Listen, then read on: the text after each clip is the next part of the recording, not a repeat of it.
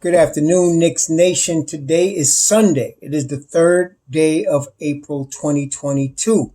I hope you're all healthy and safe today, and I hope you're enjoying your weekend today on the spring weekend in the United States today and wherever you are in the world. I've been getting people contacting me from all over the world. I didn't realize we were international, but we are. So greetings to all of you, no matter what country you're in. Blessings upon those that are working in the healthcare field today, no matter where you are, with the first responders, having a job of saving lives on a daily basis, and those that are out here picking up garbage to keep streets, sidewalks, highways clean, parks to keep them clean and disease free. And those who on days like today especially are out making deliveries for our convenience. Remember to tip them. And those that make deliveries into supermarkets to bring food, what we take for granted. Double blessings on the men and women trying to deliver the boys, the girls, the children, the teenagers, and the adults who are victims of child molestation and pedophilia, victims of prostitution and child prostitution, pornography and child pornography, the victims of human trafficking, the victims of sex slavery, and double curses on the perpetrators, the perverts, and the profiteers who traffic in this human misery for money. Double curses upon them, and every money that they get may be blown upon.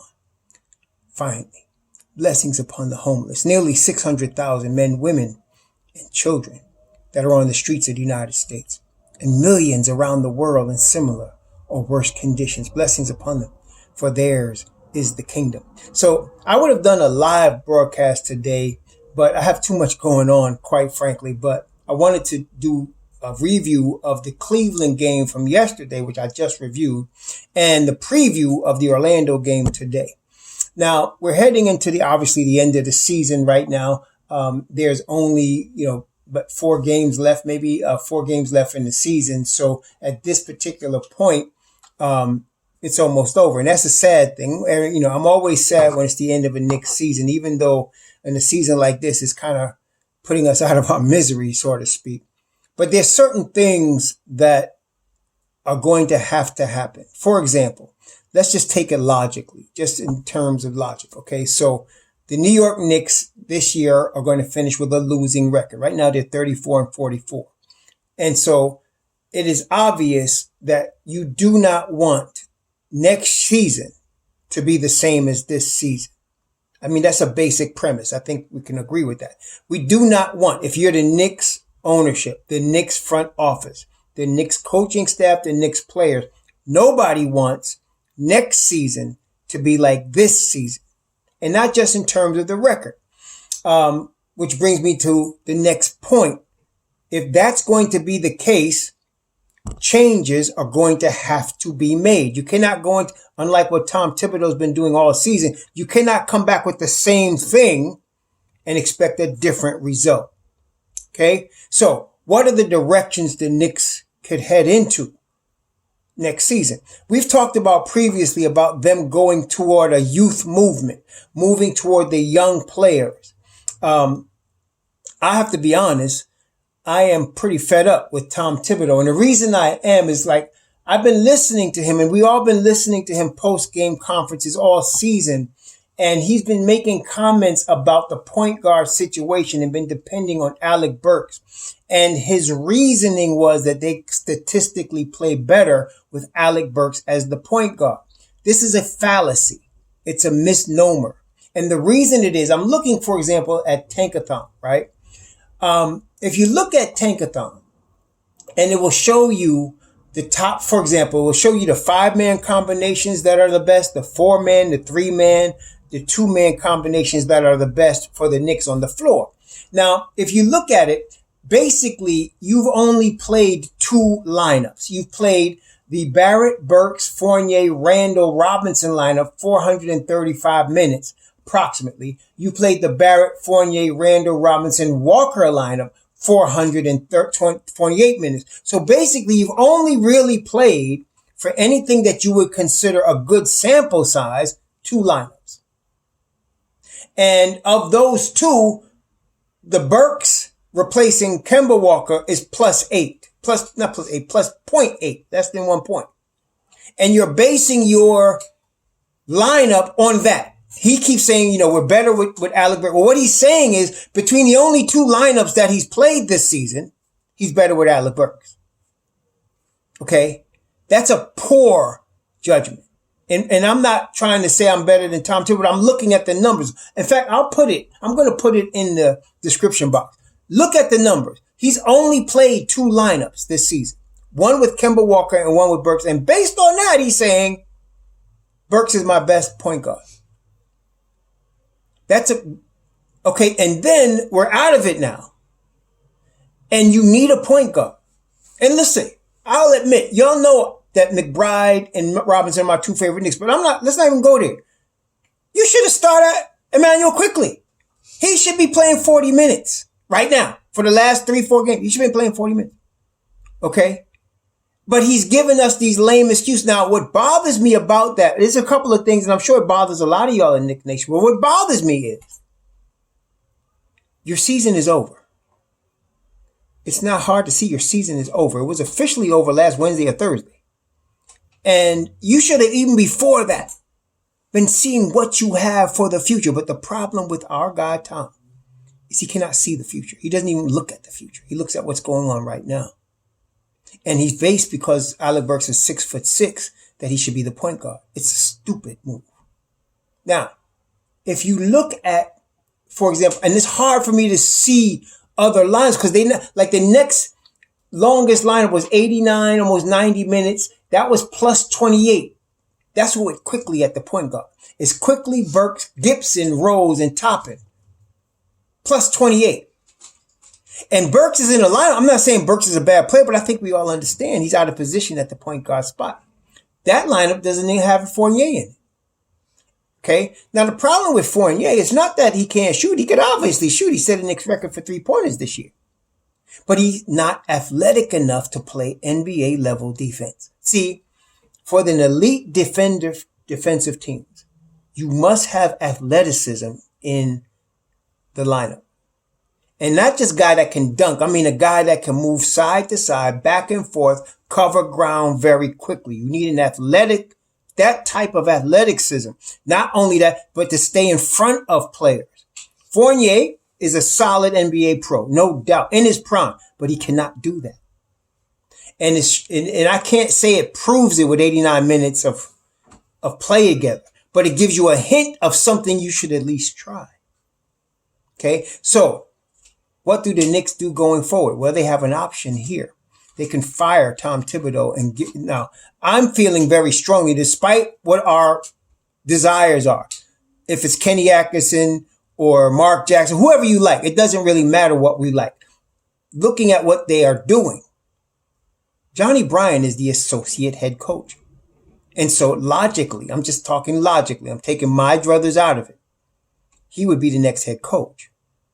If he was the next head coach, you'd see a stark difference because number one, Berman let us know, and Thibs has shown us, he doesn't listen to any assistant coaches.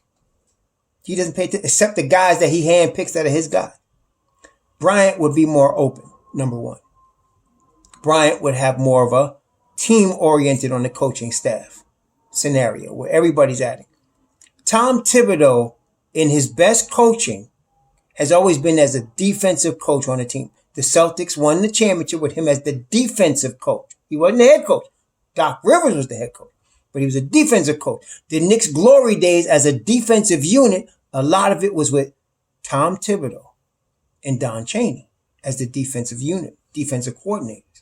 Okay, so he's a great defensive coordinator coach. He's a terrible head coach.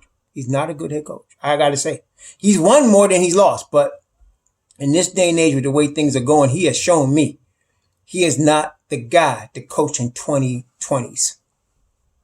No. Defensively, the intensity, he understands what it takes, the length it takes, the speed it takes, the schemes. He got that down. Rotations, he has no idea. Offensively, obviously, he has no idea. Okay? And so I feel like they really should let Johnny Bryant coach. Now, that's one option. But let's say they bring Thibs back. Let's say they do. Well, one thing we know about Leon Rose is that he does go by committee. He's listening to Allen Houston. He's listening to Worldwide West. He's listening to Walt Perrin. He's listening to Brock Aller. And he's listening to the owner, right? Also James Dolan. So he's going by a committee. We kind of already know how Worldwide West feels. Worldwide, I'm guessing a little bit here. So I'm going to admit I'm guessing. But tell me if you agree. Worldwide West would want to fire Tom Thibodeau, put Johnny Bryant in as head coach, and try to get Donovan Mitchell. That's what West would do. Okay? If it was up to him, he'd fire Tom Thibodeau, put Johnny Bryant in as head coach, and try to use that to draw Donovan Mitchell to New York. That's what he would do. I think that's a kind of far-fetched idea. I don't think that's solid. I don't think it's real. I don't think it's going to happen. But that's what Johnny Bryant would do. I mean, that's what Worldwide West would do. I'm not sure how Allen Houston feels about it. Brock Aller would go he would go strictly by the numbers. And he's the numbers guy. He would go strictly by the numbers and make decisions based on how he saw numbers. I don't know how that would work out because I don't know what numbers he's looking at. But there's going to be changes. There has to be. You don't want... See, Tom Thibodeau might come out and do the same thing next year and say, we got to get better. Tom Thibodeau, this is typical. He's focused on the development of Taj Gibson, Alec Burks, and Julius Randle. That's the focus of his development. He considers if he plays Obi Toppin 12 minutes a game, he's playing the young people. Okay? I think we understand the problem with that. All right. You can play 5 young guys, 7, 8, 9 minutes a game, and he'll consider that I'm playing a lot of youth. He had no choice with Barrett because he came into the Knicks wanting to trade RJ Barrett. And they told him no. Solid no.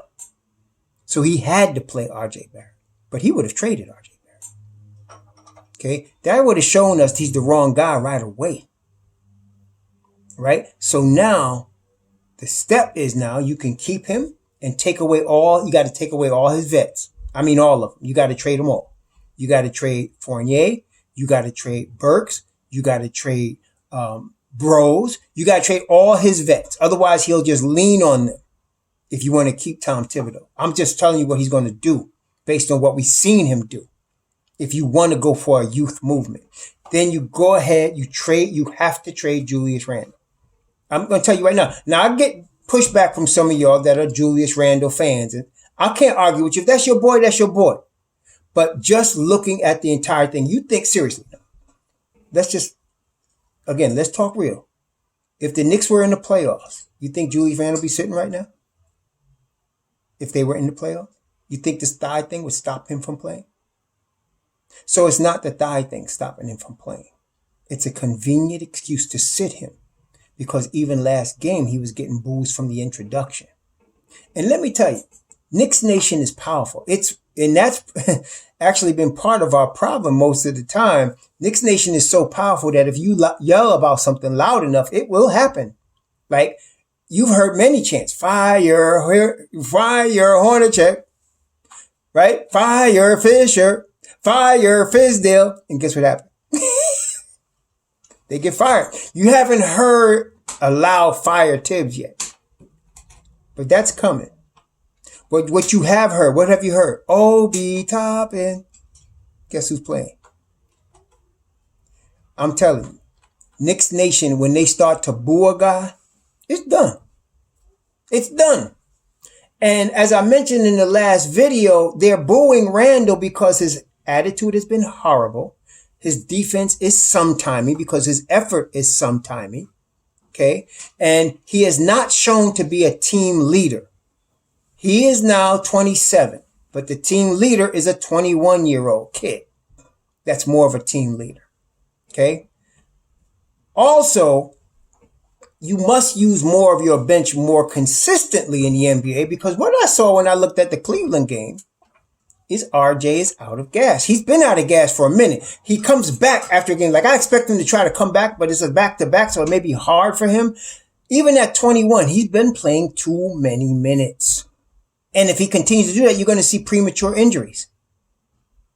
You'd think Thibodeau would have learned this, but he hasn't. Okay? He's got his little book. His little playbook about what he does, he keeps it. He doesn't change it. That's part of the problem. Okay, so we have to find a way to keep RJ 35 minutes and 30 to 35. You got enough wings coming next year with Cam and Grimes, right? And if you keep Burks, but even if you don't keep Burks, we could draft a good wing, right? And we're going to talk about Abaji. Abaji's another guy. I talked about EJ Liddell. We could draft a wing or a nice guy to come behind Obi, or we could get something in the free agent market or trade market that will help with our wings. But I think we're pretty good with wings because we got Cam and Grimes, but we also got, as really who's a wing is IQ. Okay. He's a point guard, wing type player, shooting guard type of situation. So you could do that.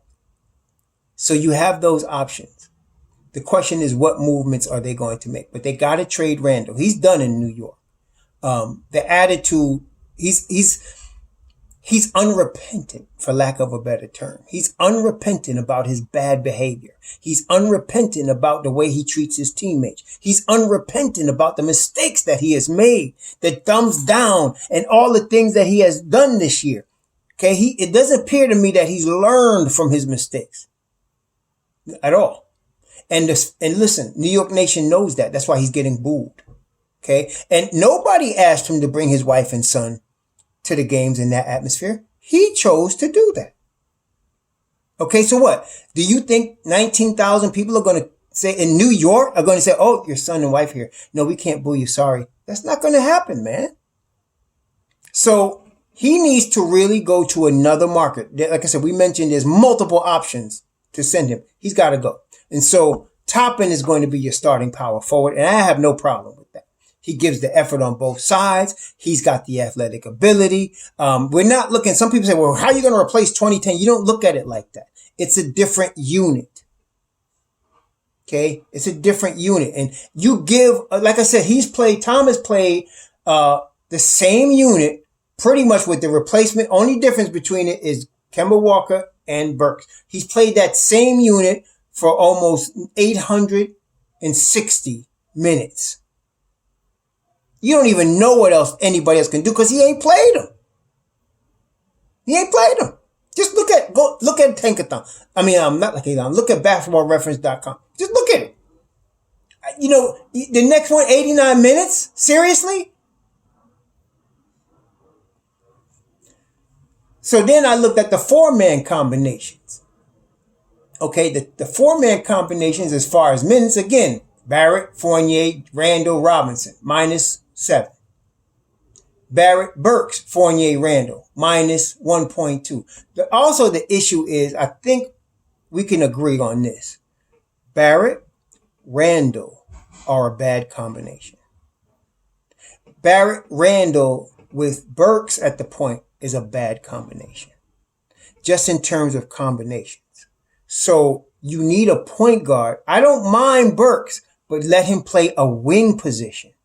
He's much better on the wing. So you want to see, for example, Burks, Gibson, Quickly, and Toppin play 200 minutes together plus 26. Plus 26. Okay. So when Burks is playing the wing spot, they're much better than when he's playing the point guard spot, especially now with Quickly. Again, the second one, 223 minutes plus 20 is Burks, Quickly, Rose, Toppin. That's 2 point guards, Burks and Toppin, plus 20. And I'm saying, I'm not guaranteeing you that would be better on long term, but I'm saying, why wouldn't you at least play it more to see what you have? Why don't you just try it? And this is the overall thing that's bothering me about Thibodeau. Your team is losing. You're 34-44, and you're talking about Burks is your best point. To me, that's like you either got your head way up in your butt or you just don't want to see. Come on, man. You're losing this year. You're not winning. If you were 44-34 and they asked you about the point guard, hey, who could argue with you with whatever you say? Because you're 44-34, right? But you're the opposite. You're losing this year. And all you did was play 2 lineups the whole year and keep saying we got to get better. So we got to move Randall. That's got to happen. Okay, got to move him. What are you getting back for him? Like I said before, I'm not looking for equal value and talent back. I'm looking for expiring contracts. And the reason, again, let me just say why that's important. That does two things for us. It frees up minutes for young people to develop next season. Secondly, it frees up cap space for 2023 in the summer. I don't even know who's available. I didn't look at it recently, but it just, you have the space now. You get a second opportunity not to mess it up, Mr. Leon, right? Without picking up Kemba Walker and Fournier. You get another shot at this to make it better, right? So changes have to be made. So yesterday, Toppin showed like I said, I think Toppin would average 20. I'm not sure what he would do rebounding wise, but he would average 20 a game. Like, okay, so what did he do here? He did 20 points. He had 4 boards and 4 assists. I think he's really a lot like Amari. I mean, he really is. Amari wasn't a big time like double figure rebounder. He was a finisher and a help defender on a weak side for block. Obi's to me, he's better than Amari defensively already. But as far as the athleticism and speed, he's the same as Amari. And a lot of people are tripping about his 3-point shot.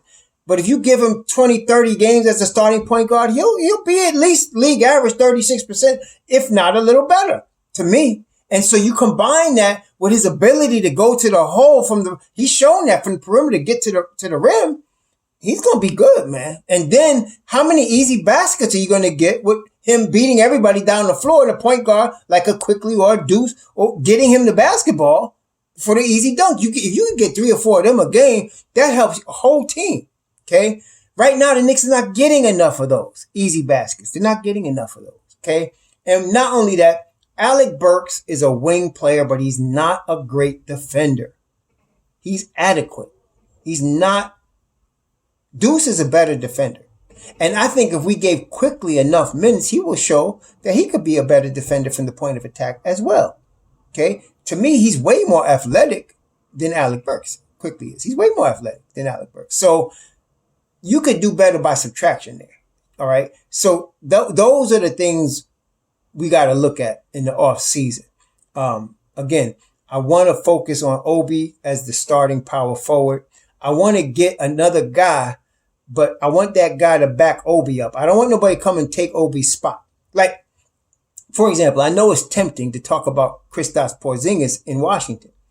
But that 31 million, I don't want that 31 million. If Kristaps Porzingis was expiring, I would love to have him and Obi share minutes at the power forward. That way you're not, because Kristaps will get hurt, right? But if you're playing him 20 minutes a game behind Obi, who's be playing close to 30 minutes a game, now you got a good balance and he's a real threat, right? So I would do that, but he's not going to be available at 31 million. That's way too much. And he's got 2 more years left on that. He's got this year and he's got a player option for like 35 million next year. Nah, that's too much. See? So, we have a foundation with Barrett, Toppin, Quick, Deuce, Cam, Grimes. We got a really good foundation, and I would like to see them build on that. That means, to me, clean house. Sims, I mentioned Sims also. Clean house. Clean everybody else out and start with the youth. And you're going to get players in here that are designed not to take minutes from the youth. I really would like them. And this is the thing. I was saying, and I was really pulling as a Knicks fan, tired of us losing coaches every 2 years. I just was tired of it. And I was putting all my apples in the Tom Thibodeau basket saying, oh, come on, man. He could really do it. I was getting emails and messages from fans in Chicago and Minnesota warning me about Tom Thibodeau. Okay, in terms of his bad habits. I had seen his record. I knew he was a defensive coach. And I remember the defense that Chicago played when he was playing at the top of their game. That defense was ferocious, man. But they were right. He overworks his players. He refuses to adjust. He doesn't develop players. He's always in win-now mode in terms of the roster. We got too many young players for that. For this BS, I'm going to play you 12 minutes and claim I'm playing the youth. Or I'm going to play RJ Barrett, who really I was told to play because I would have traded him, and claim I'm playing the youth. No. I don't know what Leon's going to do. Leon likes Tom for at least one reason that I know for sure. He likes Tom standing in front of the media every day when Leon ain't got to do that. He likes that. So how they will work this out, I don't know. But Leon likes the fact that Thibodeau will sit up there and take the bullets for him, every game. And he will.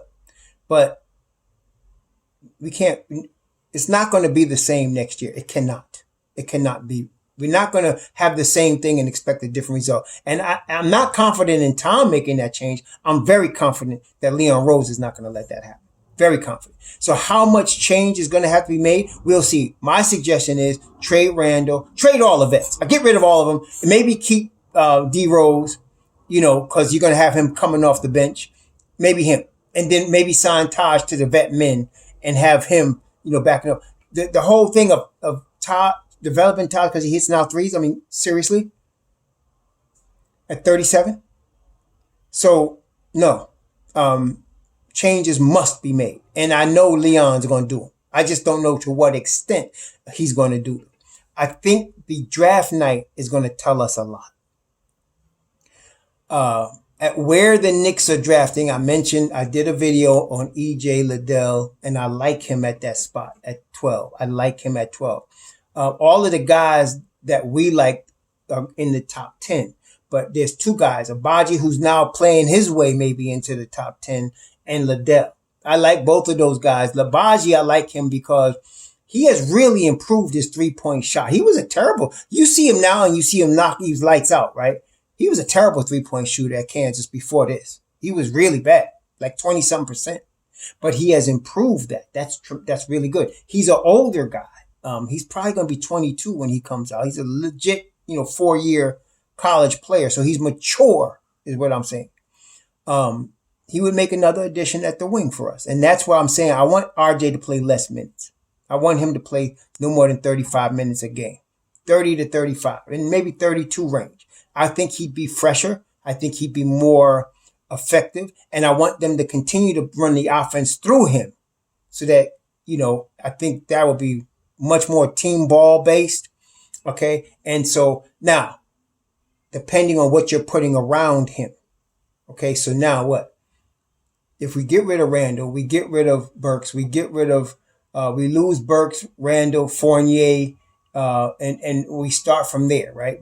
The Burks, Randall, Fournier especially. And we maybe keep, like I said, Rose, and I can see us keeping Taj for the veteran. You need some veteran leadership. So I would say Rose is an excellent mentor to the guards, and he doesn't mind doing that. He's not looking to be the star, and Taj is just an excellent mentor, period. Just in professionalism as a vet, right?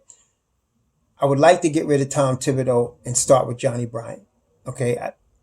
Kenny Atkinson, obviously, some of y'all going to come with the Mark Jackson, Kenny Atkinson, whatever. But realistically, if they fire Tom Thibodeau, you're going to see Johnny Bryant be the head coach. And I don't mind that. I want us to go youth. We don't need too many players from this draft. Whatever we get at our spot, I think, with Walt Perrin as the scout, I think they're going to pick a good one. And I think Abaji is going to be in our range. Liddell's going to be in our range. I love Liddell. Like I said, he's a he's the post-back injury Larry Johnson. He is Charles Oakley. He's that type of guy. And to bring that lunch pail type of dude off your bench every night, you can't, that's really solid for us. That solidifies what we want to do. A guy that's not going to demand the ball, that can hit a solid three. He's a better three-point shooter than Charles Oakley ever was. He could shoot the three. And, and then he's going to be learning the NBA level defense to be tough and all that. It's natural for him. I like Liddell. He's not a superstar, but he's that lunch pail dude that you want showing up solid every night. Okay. I like that. So, we have real foundation now, but I don't want to waste another year going through what we just went through here. It's hard for us. And I'm feeling just like y'all. This was a frustrating year. It really was. And what makes it frustrating for me is that I still feel like we had the talent to win 50 games. We just didn't have the coach to win 50 games. That was the problem. Okay. We had the talent. And by giving him, that is Leon giving Thibs, Kemba, Fournier, and Burks, his natural bent is to go that way. And that's not the crew you want to lead you to a 50-win season. Not to lead you. Those are all complementary pieces at best. And Kemba playing on one leg couldn't even be that. But those are complementary pieces to lead you to a 50-win season. Those are not the main pieces that lead you to a 50-win season. And I felt like Randall was going to come back to what he was last year. First of all, he comes into camp out of shape. Second of all, he comes in with a bad attitude. He's thinking he's Patrick Ewing and he's not.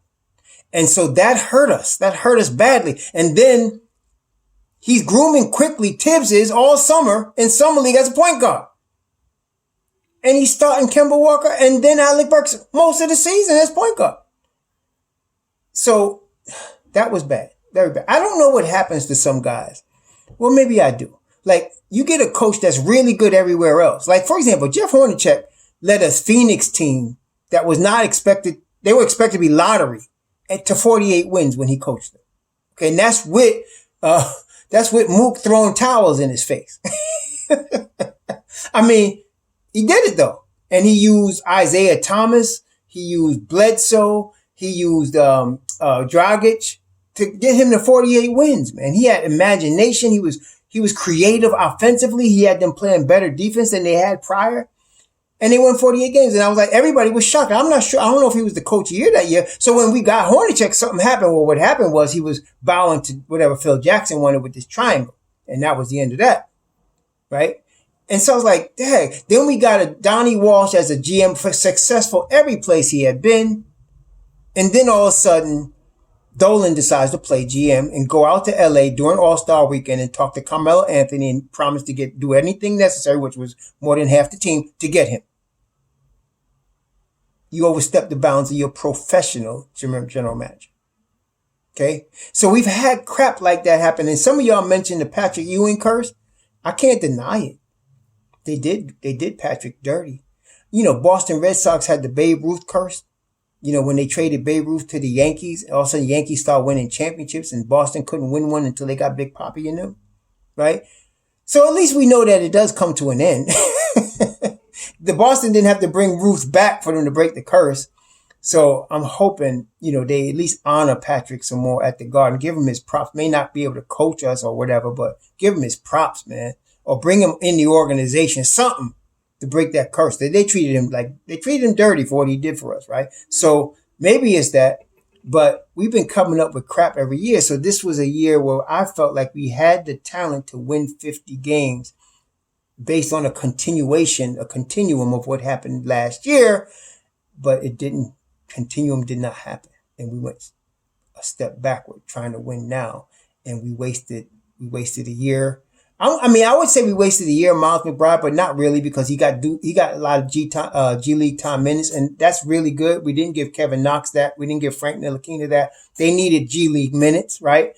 McBride got them, and he obviously 29 a game, 11 assists a game. He did well in the G League. So I'm thinking, you know, that wasn't a complete waste of a year, but I felt like, even though I don't feel like Emmanuel Quickly's a point guard, he was a better option than anybody else we have on that roster. I would have liked to have seen him start at least half these games that he didn't start. I would have liked him to have seen him get starters minutes. I think the Knicks would have won more games if he played IQ at the point and gave Deuce some backup minutes in that second unit. I think we'd have been better.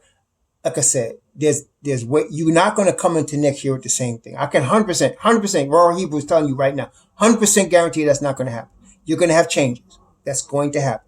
Whether they're at the head coach, that's one angle, or in the players, that's definitely happening. It depends on who they are letting go. People are going to be moved. Julius Randle's going. I'm telling you right now. Some of y'all don't believe me, say he ain't going there. He is being moved. Look, you ain't heard yet. This is the end of the season. You're going to have the summer. If Julius keeps with the same attitude, he's going to get booed at Madison Square Garden on a heavy basis. If you don't understand that Dolan hears that, then you're not really been around with the Knicks too long. When they start booing a dude like that, that dude's gone. Okay, that dude's gone. So when they've been booing him most of the half of this season. Okay, and he has been totally unrepentant about his role and why they're booing him. And so he's not coming back. He's gonna be gone. Okay. And I don't know how they're gonna do it, but there's a multiple ways to do it. That's why they paid Leon the big bucks. He's moving Randall. I think Burks is gone too, because Burks is a valuable piece on another team. Even though I like him as a wing, you got to take that point guard thing out of him, because he's not going to get us 50 wins as a point guard. He's not going to do it. Okay. Either you're going to replace Thibs with Johnny Bryan, or you're going to keep Thibs and talk to him. I don't know what you got to do, but you got to take these vets out of his mind, because he's going to be out of his mind and do the same thing, insanity, and think it's going to turn out different. So changes are coming. The draft is going to tell us a lot about what changes are coming. Are they going to make a trade on draft night? Are they going to trade down, trade up? A lot's going to tell us about what's going to happen over the summer. Then you're going to see Summer League. I expect Deuce to play in the Summer League.